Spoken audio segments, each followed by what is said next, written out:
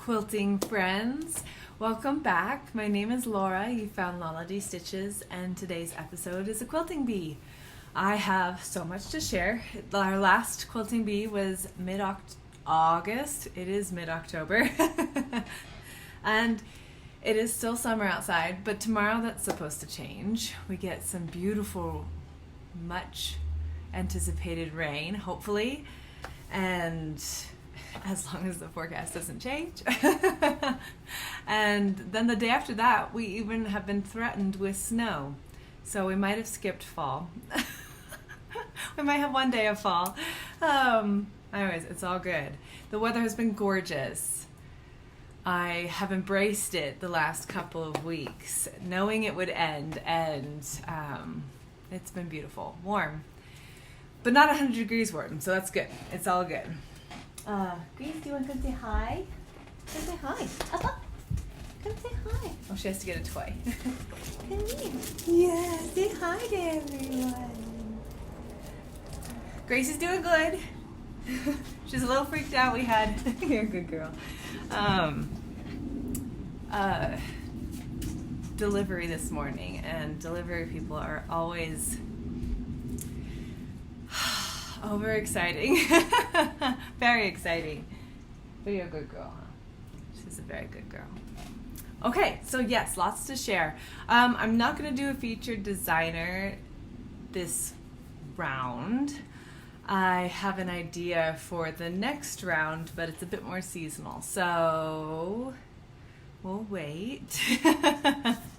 I guess we'll just jump into what I've been stitching, what I've been quilting.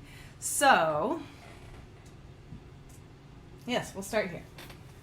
I have all these stacks of things. All right, let me pull out my brain here, brain binder, and see if I can turn my brain off of delivery mode and onto quilting bee mode. I had everything set up right before he arrived, but you know how deliveries go. They give you this window, and I was like, okay, well, if I don't hear from them in the first half hour of the window, I'll assume that I'm at the later end of deliveries, and we'll just give it a shot. And right as I was about to click start, they called. So it's really nice to have it done, and now we can just do this without interruptions, perhaps. But yeah, my brain had kind of been focused, and now it's a little scattered. It's all good. It's not so scattered that I can't find it. Perhaps I'll just keep rambling. It's, you know. Okay, so the first one we're going to talk about is Midnight at the Oasis, which I've been making considerable progress on this year. When I pulled it out, I've had this whip going for a few years, and I did a redesign on this border, and that's kind of where I had left it for a few years. I had these blocks cut out. I had started a few of them last year, but I hadn't really done a lot. And this year the bug just bit me, and I've completed that border, which I believe is where we left it last video. And I hoped to make progress on the next border, which I did. I cut it out, pieced it, and it's on. So I'll find a place in the background to stand up. Scoot my chair in here. Okay. Do we show them? Yes, good girl. Uh-oh, cutting board. Okay.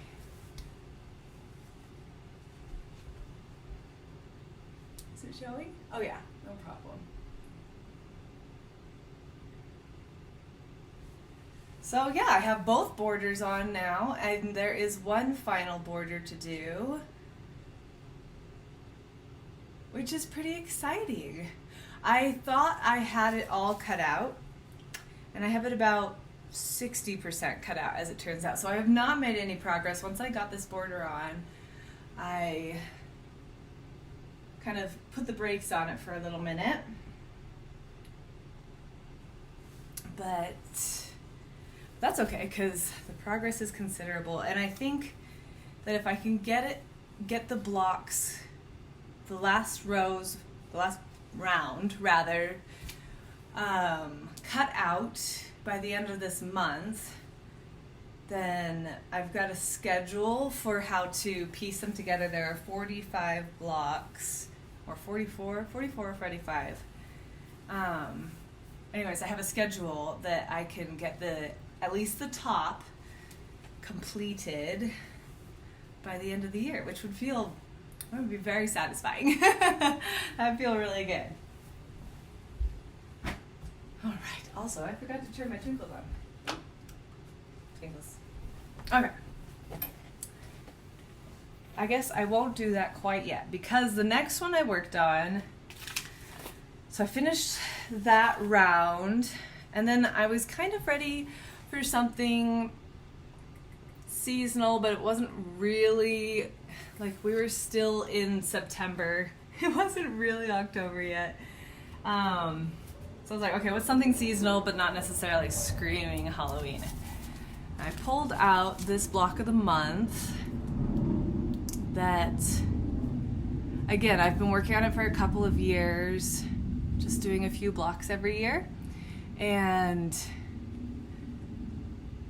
I tell you, when I pulled this one out, it was like I couldn't stop. So my goal had been, okay, well, I'll get a few blocks done. I think I had set a goal of like even 6.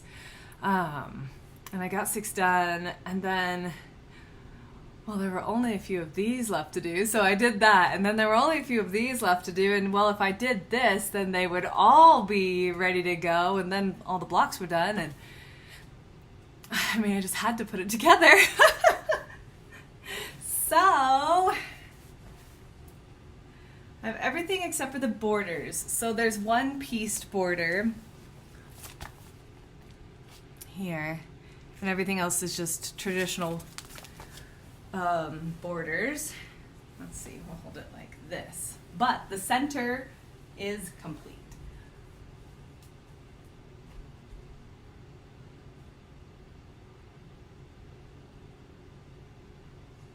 And I just love it. Oh my gosh. I love it so much. I did switch out. So I received the materials for this as a block of the month, but I knew going into it that I would wind up adjusting some of the fabrics just to make it, you know, give it my own personal twist, give it its own flavor. So fabrics like the skulls I added in, and then little bats, and some of my backgrounds, I've added additional backgrounds or swapped them out, but they're for the most part still fig tree fabrics. The only ones that stray away from, because it's called Halloween figs, it's traditionally, or excuse me, oh, excuse me. It's meant to have, or rather it was designed with, that's the way to word this, brain. It's designed with fig tree fabrics by Fig Tree and Co. And I kept it all orange and black and cream and gray, kind of this lovely taupey gray. We can see like some of the backgrounds. They just have little, I don't know, it's just a little extra pizzazz. And it gave it a little bit of an extra spooky vibe to have like the occasional ghost or spider or skulls, and I don't know, it made me happy. Always makes me happy to put my own twist on things.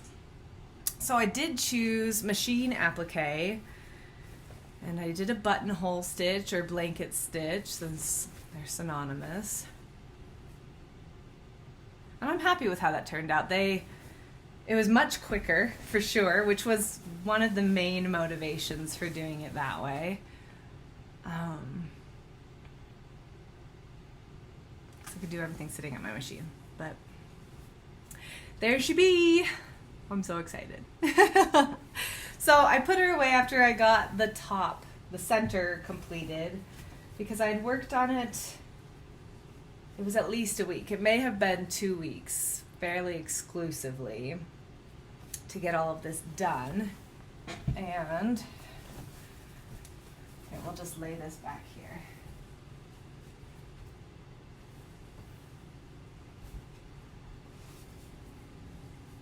There we go. Yeah. Little background decoration here. Anyways, and then I was a little burnt out, and as I said, it wasn't quite Halloween yet, so I wasn't going to dive into any of the other holiday-specific projects I had going. So I went back to my whips, which I've been working on for a couple of months now, and I've got some lovely progress on those. So at some point, I don't know, certainly before next season, I would like to have this out and in use for next September, October time. So at some point I'll bring out the borders and piece them when I'm just...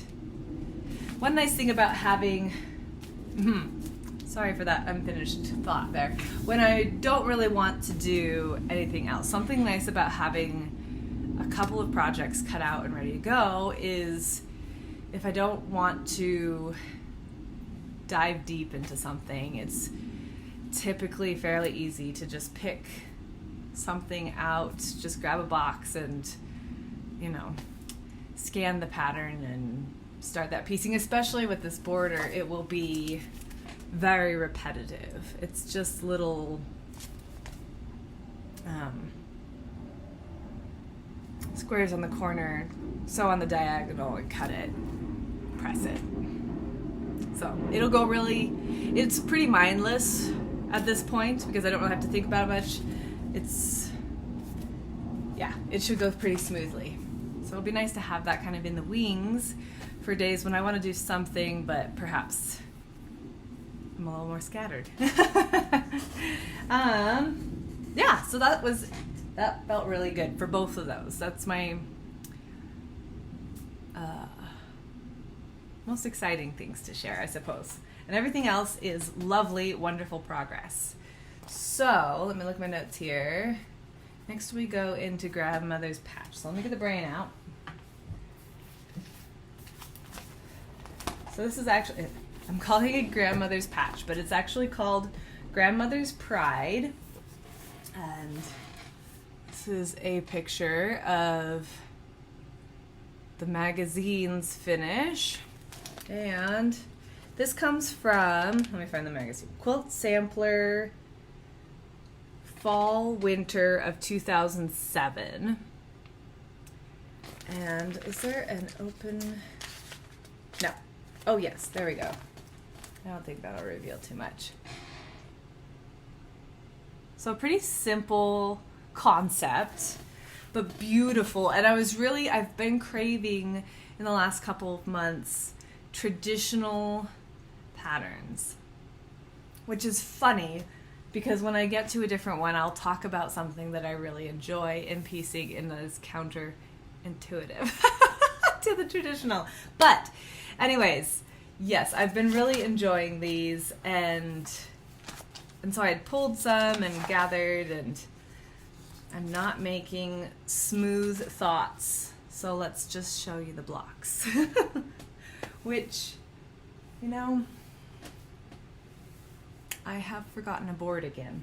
We'll just use the back of my block book. Oh, strings and all. You can tell a quilter who's been busy by how many strings she has. Okay. And super curvy quilting lines. Profesh. Okay. So I think I've done 4 or 5 blocks, and I've added another 5 or 6. And they all have a slightly different flavor to them, which is lovely. The blocks will sit on point.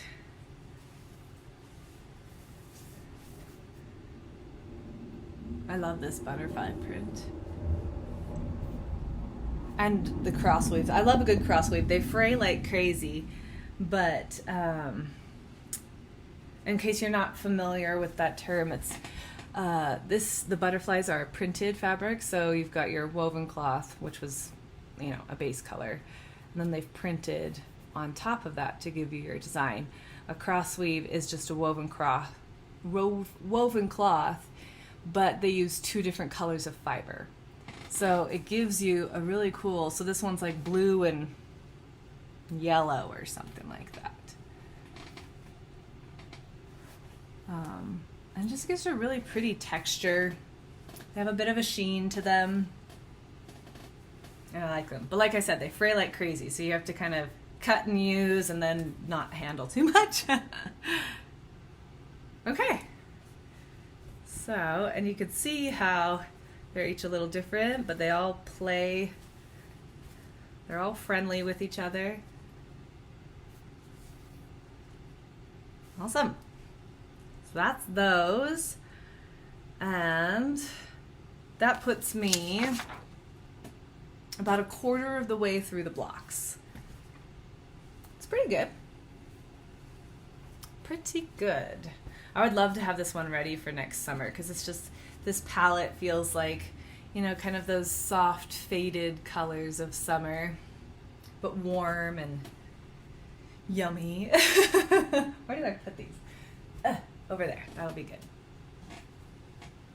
Okay, so that one's really fun. I have a goal to get another, 5 or 6 done, and I'll just keep, I've got a handful of projects going, so I'll just keep plugging away like that. When the mood strikes, I have them all cut out, so it's just pulling out 5 or 6 blocks and piecing them together, which is lovely. Makes it easy to make progress when you don't have a lot of time, because that's often, at least recently, for the last couple months, life has just been busy, and so finding large chunks of time to stitch has been rare.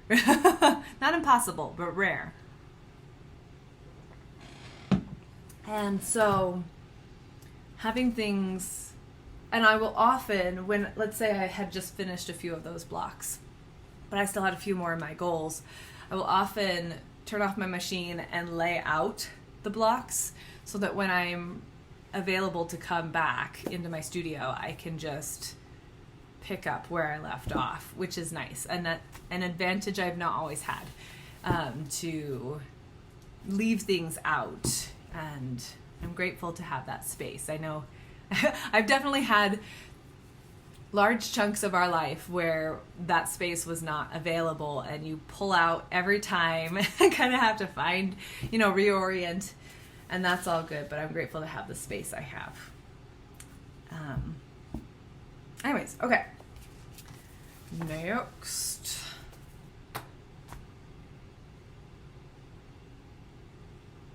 Spicy Autumn. Okay. Which is not its official name. I tend to make up names for things. Spicy Autumn is also known as Cabin Peaks, which is a Cotton and Joy pattern. It is so lovely. It is really modern, and I would love to do a modern version. In fact, I already have a palette kind of in my brain. Frankly, I love this kind of peachy apricot one, though I would make it a little bit more dynamic, perhaps is the word. So I'm doing mine this round in spicy autumnal colors, though. And I think I had finished 1 or 2 rows. And by rows, I mean 1 or 2 colors, because that's kind of how the rows go. I'm seeing the rows like this by color.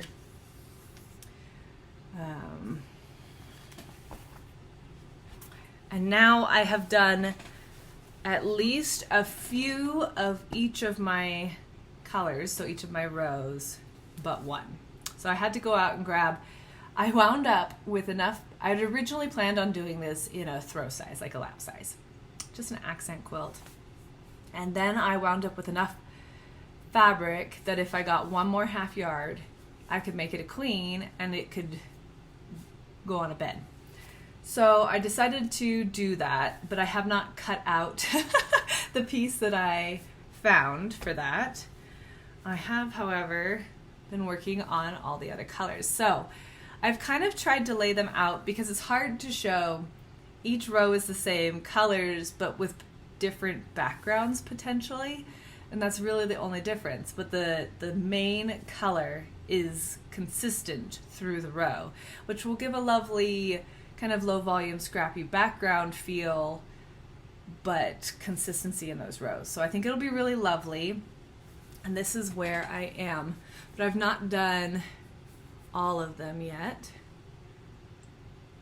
Just a sampling. It's at least 3 blocks from each row, and then a couple of rows I've done all of them.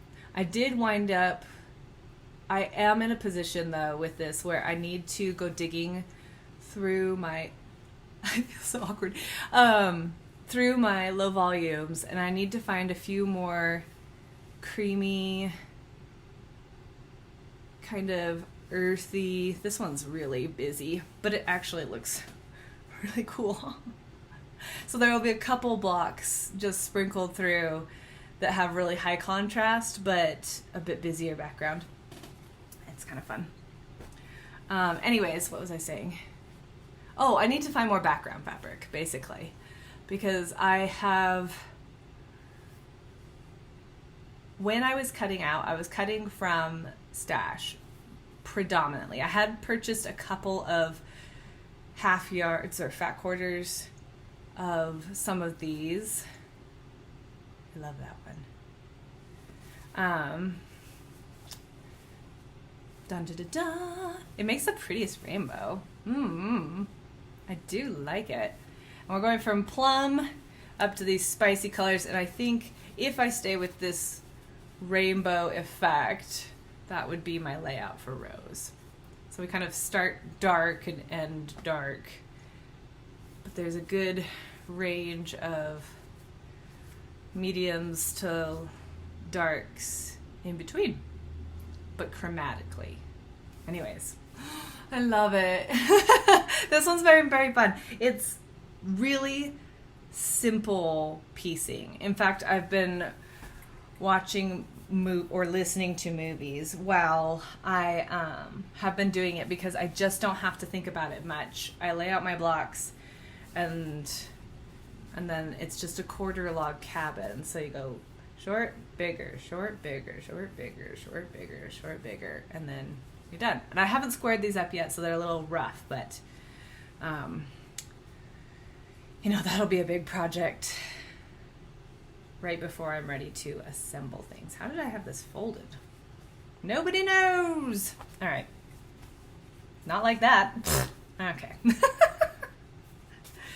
Anyways, I'm super excited. I need to get this one cut out. I need to go digging for some more low volumes because, as I started to say, I was cutting, so I had filled in the few fat quarters and half yards I had with fabric from yardage from stash, and I had enough that I thought I was going to be fine. But when I started cutting out, I was not counting, I was just cutting. And that was not an intelligent approach. So I wound up with not enough center squares that had matching stripes. And while my backgrounds are in general scrappy, they are uniform to each block. So I don't want a strip of this print in the middle of this block because it already has a low volume. I'm trying to keep it, the chaos, intentional and more textury than chaotic. So no chaos. I shouldn't have used that word. We don't want chaos. We want intentional texture and movement and interest, but subtle for the most part. Anyways, so because I haphazardly cut things out, I am left with a bunch of 2-inch strips that are, you know, gonna go in the rando scrap box. And I'll find a use for them somewhere, or sometime when I'm doing, like, you know, a postage stamp quilt, which is just, you know, you pick your size of square and alternate light and dark.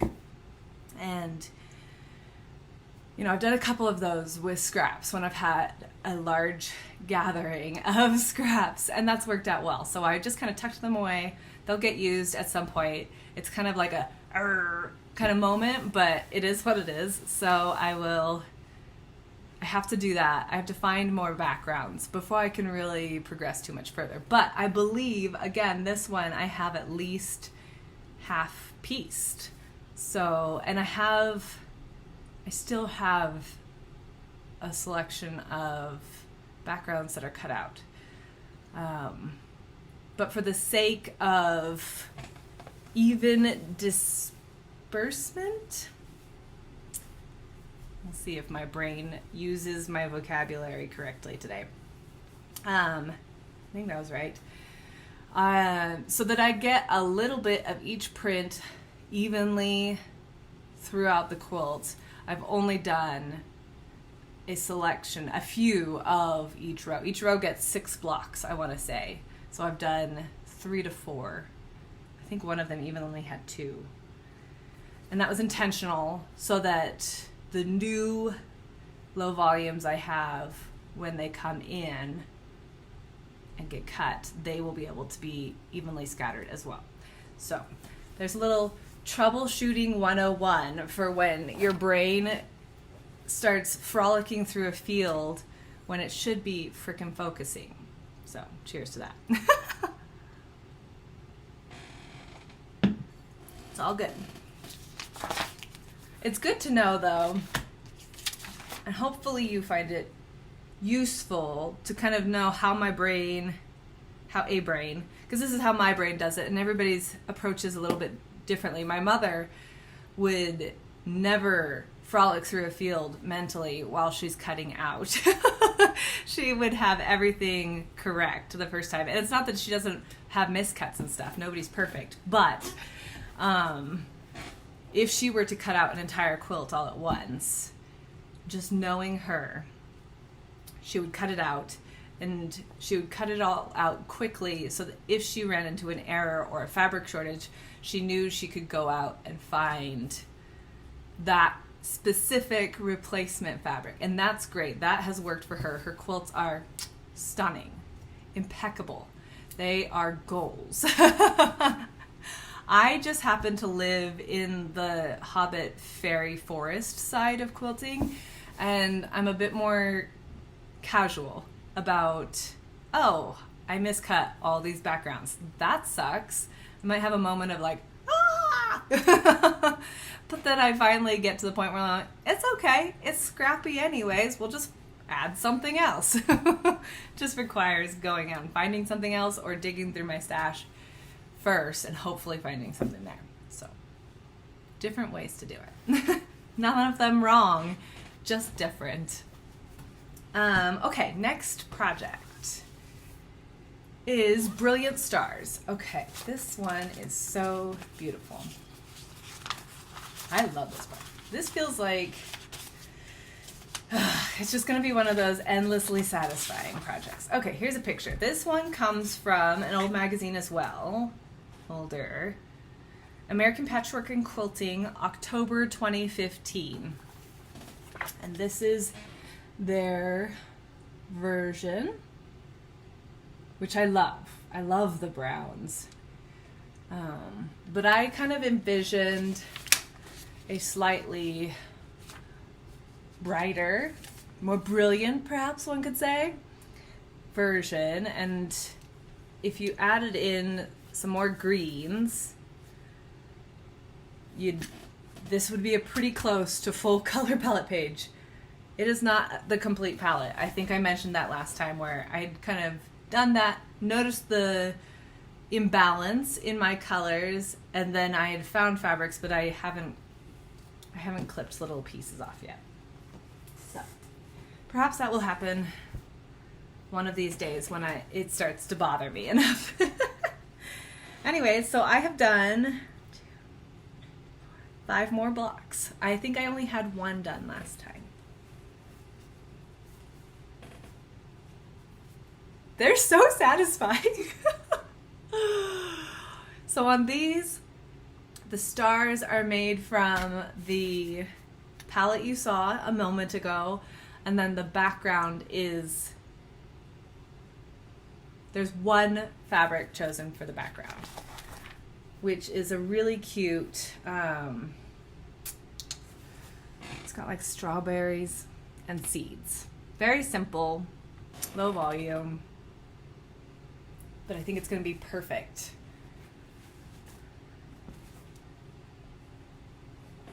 These are all so different from each other.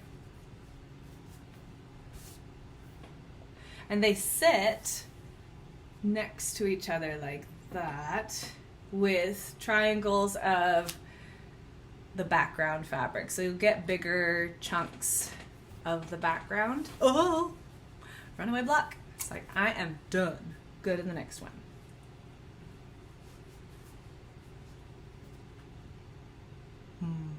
I like that one. Though I'm biased towards green. Green and blue. A little bit of sunshine. Just a couple of my brighter ones because it was still summer. And it felt appropriate. And it's so fun because some of these I have had this kind of peachy fabric in my stash for years, over a decade. And it's so fun to pull scraps that may have even been in other quilts, but then give them a new purpose and a new life.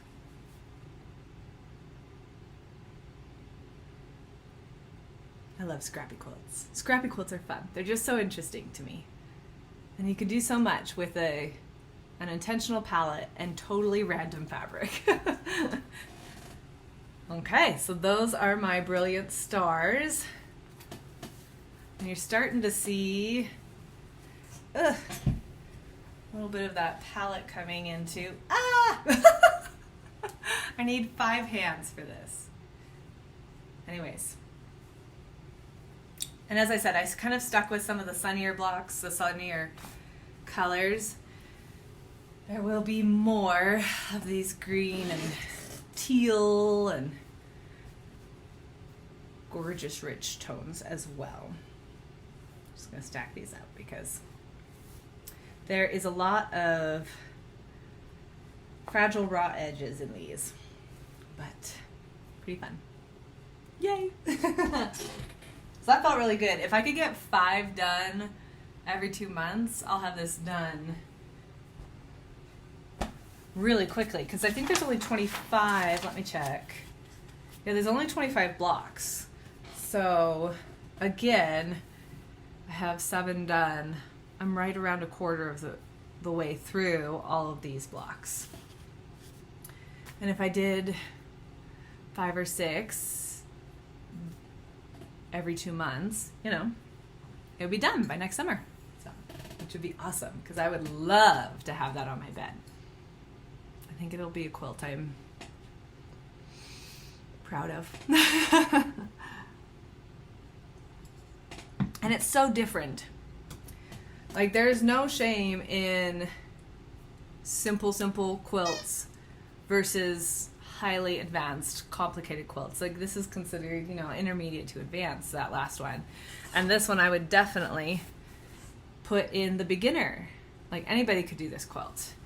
And I love them both, and they both have, you know, their interest and their awesomeness, but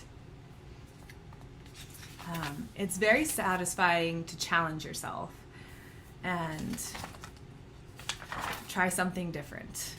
And that's kind of where I am. Like, I both want like traditional feels with my own twist into them, but then I'm also wanting, I'm kind of craving that challenge right now. So, So as we go through the end of this year and into the new year, you'll start to see, I think, you'll start to see that in some of my quilt choices as I finish tops and replace that with new projects, which will be fun. Okay, next project was a new start called Pushing Up Daisies. This one gives me a giggle. It's so cool. Halloween. This is my background fabric, which you'll see in a moment. And I've only done 2 blocks because the pattern's kind of set up, well, you can do it however you want. It's set up into skull blocks and daisy blocks.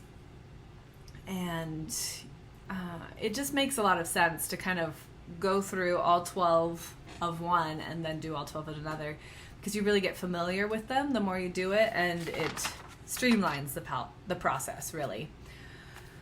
But I wanted to be able to show you one of each, so I did one of each. And I've got a couple of things to talk about. In fact, I may redo one because of these things. So let's first show, here is our first daisy. Oh God, it's busy. It's very busy. But it's so cute. I love the different colored skulls. They're so subtle through there, but it just, I don't know. It's looking very busy in the camera, but it doesn't feel, though it is very busy, it doesn't feel as busy in person. It just feels, I think you definitely see the flower in there. It doesn't get lost. So that's the first one, and there will be 11 more of these. I wound up going with, what do I have? 6 different purples and pinks, and there will be 2 of each bloom. And then there's a variety because I had bought the fat quarters, well, I'd purchased some of the fat quarters, and then I filled in all of the greens from stash. So because of that, they only call for 2 or 3 backgrounds, 2 or 3 stems, and I have 6 of those as well. And again, with 2 to each print. But all the centers are the same. And I like doing that when I wind up adding more than perhaps the original calls for. Having some moment of consistency kind of grounds it a little bit. And so over the years, you'll see that I tend to do that. It was the same for like these. There's a lot going on, but each row will be the same. So it will read very distinctly as a row. And it just gives, I feel like things like that, even though especially on this one it's a very subtle thing, I could have done every center different, and that would have been great. But it gives the eye a place to rest. Our brains like to look for patterns, and stillness helps calm lots of patterns. Did that come out coherently? I'm not sure. Anyways, it is what it is. It came out clear enough. I think I got across the point.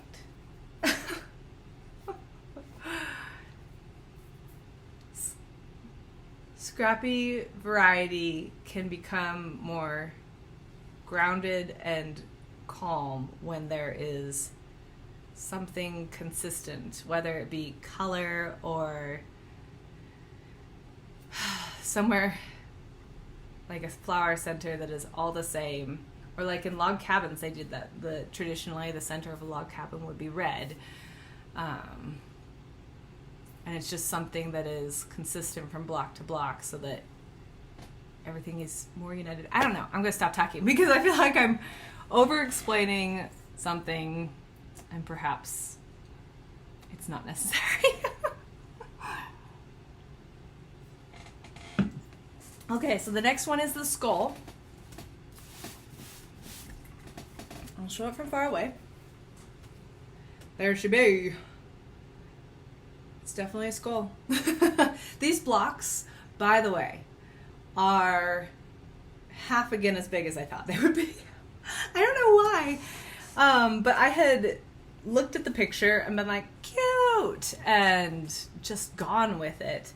But I hadn't paid a lot of attention to the size of this quilt. It's a pretty substantial quilt. To the point, it's an 80-inch square quilt. And so I have even briefly entertained the idea of reducing it a little bit, because I was thinking more throw on the couch, kind of scary movies kind of quilt. Excuse me. But maybe it's a cuddling scary movies kind of quilt, and that makes it okay. Anyways, we'll see how I feel. I have it all cut out, so I don't have to reduce it if I don't want to. But I had not realized until I finished the daisy, the first daisy, that these are 16-inch blocks. 16 and a half before they're pieced into the quilt. But anyways, it's all good. They're very fun. One thing I wanted to talk about with this is, and it's very subtle. So one of the reasons I showed it from back away from the camera is because I have chosen, or I started out choosing to use black thread to piece this. And that's because my background is black. So anytime you have any kind of pull on it, do I have another example? There's the potential for seeing those threads. I don't know. Yeah, I don't know if I can show it, but oh, maybe it shows just a little bit there. No, it's very subtle. Anyways, when you get any pull, sometimes those threads can show through. Now, if I had all black and I was piecing with white, you know, the odds are it's going to be fine. It's really not the end of the world. This is one of those particular little piecer's choice kind of things. Stitch with what you have available and what works for you. But my thought was, this is a full black background, and it just made sense to use black, and it will make my lighter threads go farther if I use them. So, you know, multiple reasons for the decision. But when I got to my skull, it dawned on me that at least in the piecing of the face, there will be some advantage to switching to a white thread. And it is so subtle. So truly, this is, like I said, it's a particular thing. But when you look really closely, and I don't even know if it will translate in camera, but you can see a very subtle shadow of the black thread in the seam. Now, it could be argued, and has been already in my head argued, that once this beast is quilted, nobody's going to know. I could stick, and as I said, like, it's a debate in my brain right now. I could stick with the black thread consistently through the whole thing, and once it's quilted, it'll be great. Nobody will know. It won't bother anybody, and it probably wouldn't even bother me. But as I was piecing it and pressing, I was aware of those little shadows of black thread. And so I am considering piecing this part of the ghost face, skull, with white, or even going down to like a gray might reduce that contrast a little bit so I don't get that shadowing. But then piecing the rest of it with black still. I'm undecided. I don't know how critical it is. Like I said, from a distance, you don't know. It's just not a big deal. So, the debate will continue in my brain until I get to the skulls, and then I will be required to make a decision. Either way, I think they're hilarious, and I would love to see, I'm already 10 steps ahead. When I get the top piece, I would love to find a flannel background so that it's cozy for spooky movie watching. That would be very fun. Yes. Okay, so that's Skulls and Blooms. Pushing Up Daisies. See, I have different brain words for all of these quilts. So that's Pushing Up Daisies. I don't know if I said that's by Lella Boutique Patterns. And it's a current pattern. I just found it this summer or this spring. It was right after we moved here, I think. Okay, so that felt good. That was a good start. Also, I can give this a check mark. So at the beginning of my brain binder, I have my goals for the year, which I have adjusted a couple of times. I've worked up a new sheet as, you know, especially around the time of our move, life just gets busy, distracted. You can't do what you potentially thought you could have done, or you don't want to do the things that you had, you know, plotted out in January. So I've adjusted it a couple times. I'm still keeping getting Midnight Oasis top complete as a goal, but you can see I am checking off all those goals. I mean, I'm feeling pretty darn good about it. This one we can cross out. So I wanted to start Light in the Storm, which was that gorgeous lighthouse during the summer. And summer being summer, it just got busy, and that's okay. And that, unfortunately, was one of those things where, you know, when you're weighing how much is realistic within the realms of still enjoying what you're doing. That was the one that kind of, it's all cut out, it's kitted, it's ready to go. So I did make progress on it. Before it was just a pattern with hopes and dreams, and now it's a kit with hopes and dreams. But it will be ready to go next year, and I'll probably pick that up sometime in March or April, probably, so that I could have it on the wall through the summer. I think that would be fabulous. Anyway, so I'm crossing that one out, but I still have a dream of starting Wensleydale, which I've talked about a couple times, and then potentially starting North Stars. But that one, which you might be scratching your brain, what's North Stars? I showed it midsummer. Actually, I can turn to it here, because I've still got it in the binder. Oh, here's Light in the Storm. I can show you that too. No, it's okay.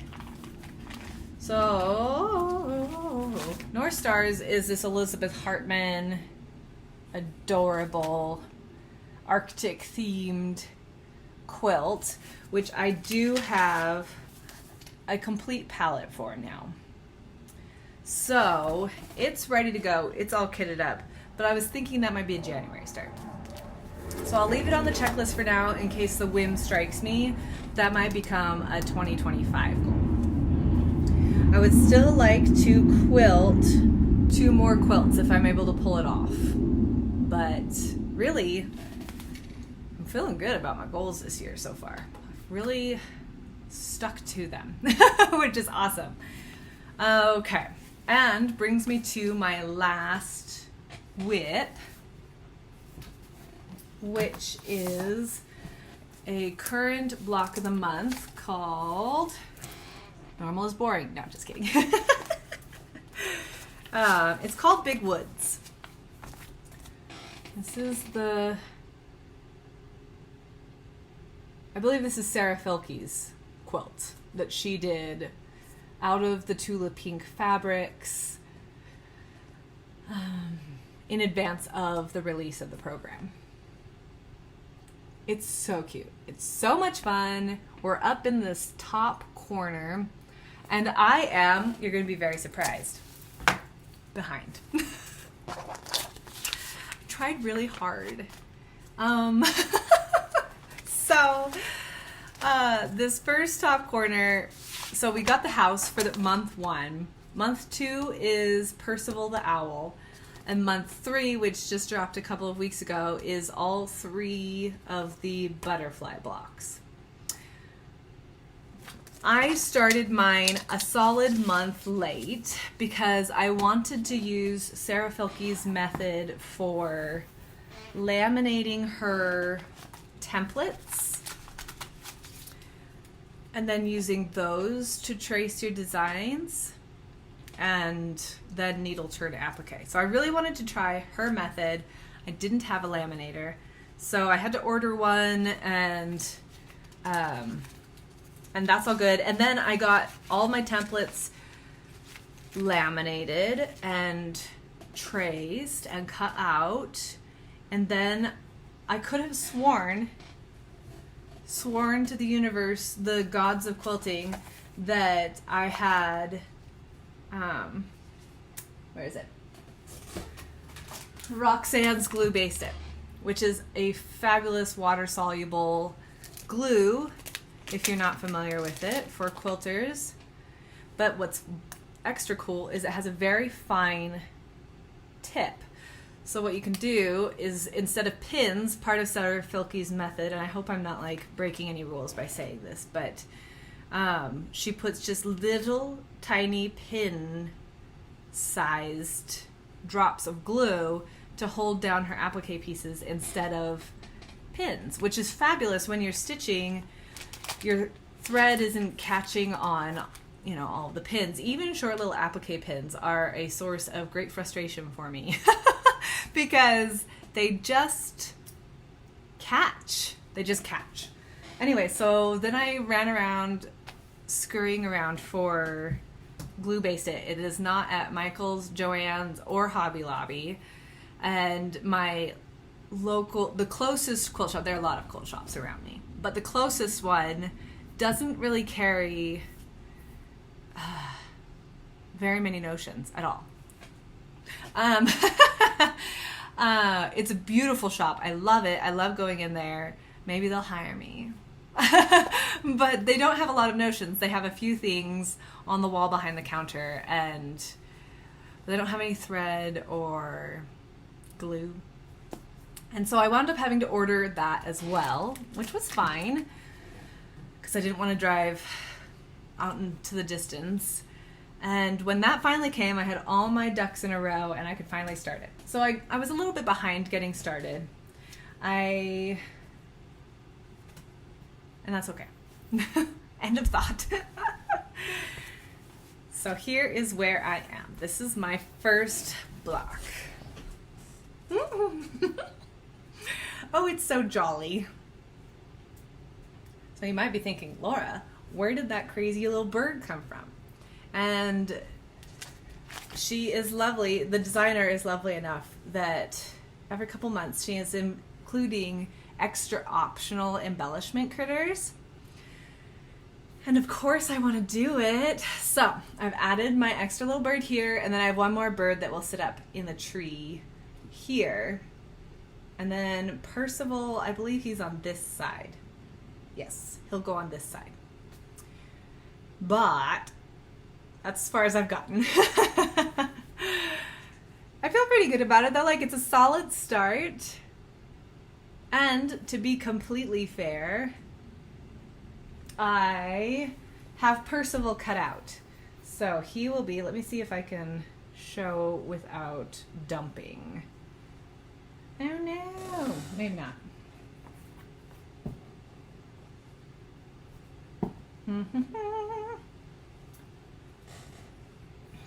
This little book, by the way, is so slick. I'm really enjoying having it. I had one person ask me if there was a pattern for it, and unfortunately my best guess is I don't know, because it was included. There's my Percival. So I've swapped out a couple of the fabrics, and he'll have cute little glasses, and here's the leaves that will go for that first border. But I've got a little bit of piecing to do, and then I need to glue him onto my background, as well as my extra little bird, which I was going to do last night before filming this, but then I realized I had reversed his little wing. So this is his little wing, and it needs to go that way. That's okay. I'll dig it out. I think I have more of that polka dot, so. And I have not approached the butterflies yet, but that's where I am. That's my start. I'm loving it. I'm learning a lot from her. She includes little videos with each month on applique skills and tips and tricks and stuff. And while I've done my fair share of applique in the past, I am really enjoying trying it a different way. And some of the tips have been aha moments. So it's always good, no matter how much experience you have, to be open to different ways of doing things, because sometimes your way will work better and sometimes the new way will be awesome. Oh, I just made a mess. All right, that's okay. Oh, anyway, so I don't know if Sarah Fielke has the block book pattern available anywhere on her website. It would be worth checking. You could always send her an email, perhaps. But I do not feel comfortable sharing it since it was included as part of my purchase. So I don't know if she's selling it separately. So that's that. But also this front part was just me making it up. So it would just be for, the blank cover basically. But it's very slick. I'm sure that there are many things similar to it out there somewhere. And I'm glad that I took the time to make one, because it's wound up being incredibly useful. Yeah, that's everything I worked on for the last 2 months. That's a lot. It was very productive, hiding away from the heat. Okay, so I have just a little tiny bit of haul, and then we'll talk about my plans, and then I'll let you scoot off to the rest of your day.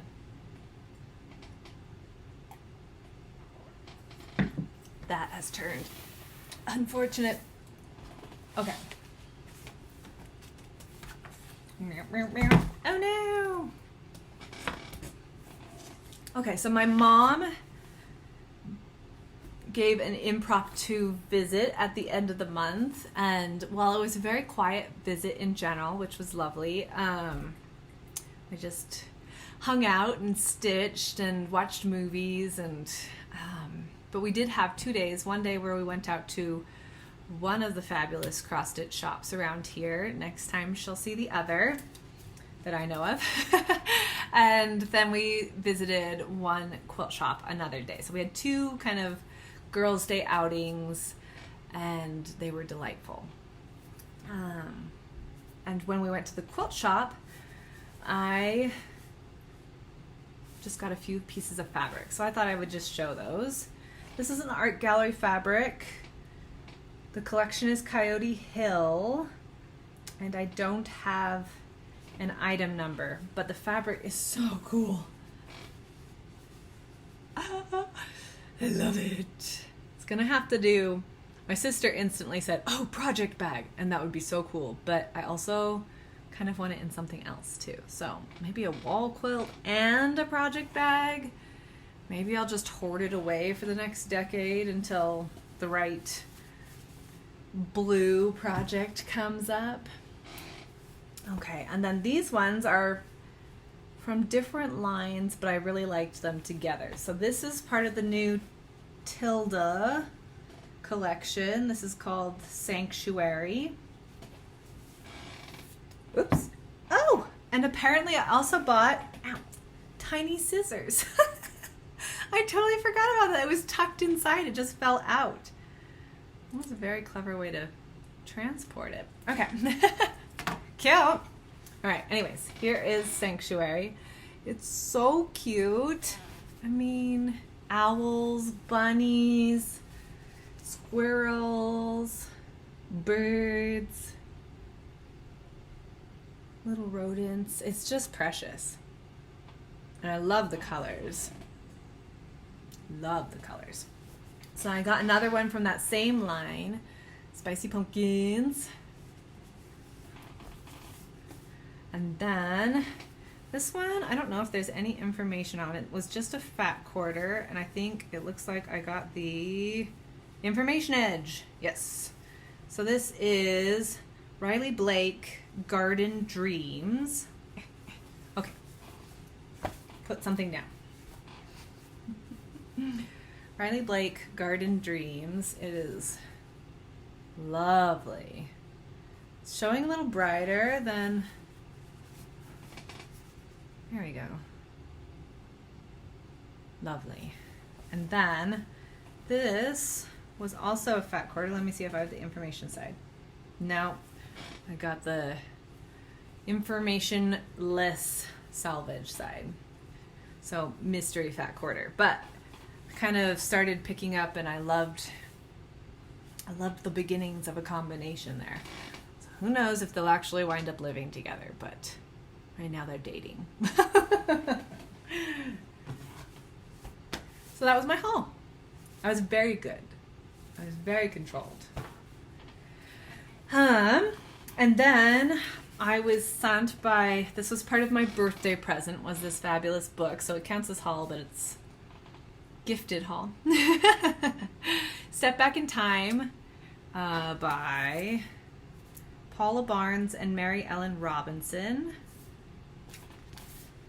I thought I would just show you the 4 quilts that really have caught my attention. There's a whole bunch of beautiful ones, but I love this.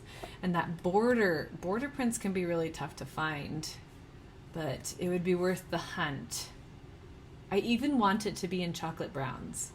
That is so scrumptious. Beautiful, but it'd be gorgeous in any colors. You could do a Christmas quilt in reds, or a summery quilt in apricots, or, you know, purples. It would be beautiful in any colors.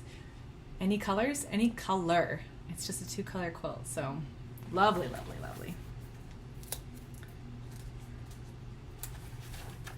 This one is actually a wall quilt. It finishes about 30 inches square, and I love that. I'm needing a refresher in my miniature quilts. So you'll see a little theme of that coming up. Do they have a picture that's not by the instructions? I'll try to bend it backwards. I adore this. I love it so much. This is probably the first one I'll do because I can just do it with scraps. The biggest piece is going to be those outer setting triangles, but even that is less than a yard. Oh my gosh. Digging through my 1800s reproductions, and I am doing this. It's so gorgeous. It's so gorgeous. And I love a good star. Star blocks are my favorite blocks. That being said, I love a good 9 patch too. And I love that these are kind of reversed 9 patches. They almost, like these look like 4 patches. They're still 9 patches, but they've emphasized the inner blocks, and then on some of them, oh here, maybe that shows better. So they've emphasized those inner 4, and then in this strip of 9 patches, brain! They've emphasized the traditional 5, which gives you that chain effect. But then you just have these like floating, it's so cool. It's so cool. And all of these, you can see they have stories to go with them, so that'll be so much fun to read as I dive into them. But great book. I'm excited for it. My brain's already spinning wheels for next year. Set that there. Okay, so part of plans. I would love to pull this back out. I did a couple of these pillows as pillow shams earlier this year. And I would love to get a couple more seasonal pillows for the latter half of the year. And I'm thinking, where is the overall picture? Here we go. So I would love to do this one and have that on my couch through November. And then come down and do Ho-Ho because he's cute. And have that for December. So maybe a little ambitious. We'll see how it goes. It's not high on the priority list, but it's definitely like spinning wheels. I need to pull fabrics. I haven't done that. Sounds to me, as I ramble on here, like I have a whole fabric pulling project planning day ahead of me. Because I need backgrounds, 1800s pillows, and tiny quilts. So on my Instagram, I've had a couple questions about the background miniature quilt that I've taken some of my pictures on. That comes from this book, Joe's Little Favorites. She also has a 2 and 3, I want to say. I do not have them. I probably need them, but I'll have to hunt those down. Anyways, that particular quilt that is behind those photographs is my cute little Halloween one. I love, love, love it. And it is this one, Sadie's quilt. Love it. It was so much fun to make. I did this book as a 12-month series of classes years ago. So I've made everything in here at least once. This one, Night Flight, you might be able to see, oh fiddle, on the wall behind me. So that one's done out of batiks. But I would love to do it in the cheddars and black as well, because it's fabulous and very different. Anyways, that was a fun series of classes. But what I would like to do, what I've kind of pulled, is I'm eyeballing the Christmas log cabin, which is one I did in a different colorway and wound up gifting. But I would like to do it in the Christmas colors. And so it looks like they've got a black center and then reds, creams, and greens. And I love it. So again, fabric pull, especially if I want to have this ready by December. I've got a month and a half. There's time. These go pretty quickly once you have it all cut out. It's just the planning setup part that takes a little bit of time. And then as I was digging through the kind of archives of my quilting room, I'll put this behind it. So I found this little old pattern, which is so cute. I mean, the house, the log cabin, is made of log cabins. I love it. It's so cute. Also, this could be a really fun way to incorporate some wool for the trees and maybe that wreath. Some felted wool. Oh, it's so cute. Let me see if I have any information. As I said, oh, and this one. See, there were 2 in this one. They probably came out of the same magazine. I don't know. I'll see if there's any information. This is the other one I would love to do. But it's a bit more season neutral, so it can go a bit more wintry, which I love. It's My Tree Farm. Yeah, so pretty. So pretty. And like I said, I don't know if I have any magazine information. Okay, yes I do. McCall's Quilting, November 1996. So there's that information for you. November 1996. Oldies but goodies. Love it. And I don't know, it would probably depend on what fabrics I could find and what other fabrics I have incorporated. This could be really cute applique as wool as well. It would certainly be quick. But since I'm practicing my needle turn skills, if I could find the right super cute little tree fabric, it would be fun to use that too. Also, do I have this pattern? No. You know, tearing up magazines is great because it definitely reduces bulk, but sometimes when you go back through your ripped apart magazine pages, you see the picture of something else that may not have been interesting 20 years ago, but now it is. And then you wish you hadn't cut apart the 30-year-old magazine. Oh well, it's all good. Sometimes with enough hunting, you can find these on eBay and other places. So, but particularly these two, I would love to work on in the next month and a half. And frankly, the little trees one could carry off into January, because like I said, I think I'll go for more of a winter vibe with it than Christmas specific. So that's kind of my plans. Keep plugging away. I've set the goal of 5 more brilliant stars. I'm going to keep plugging away on these once I have my background fabrics selected. And I really think I probably only need like another half yard, so it won't be that bad.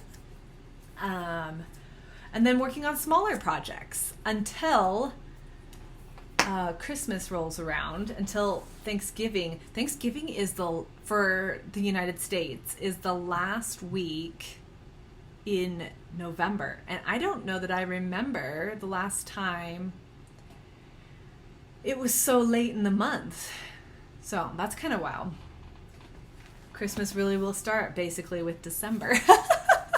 Normally Christmas starts, and it still will, the day after. So Black Friday is actually Christmas Day, Christmas start day for me. And always has been. That's how my mom did it. And so once that happens, I think I've already got it in here. I will start, I'm calling it my Christmas figs, but I know it has a different name. Where is it?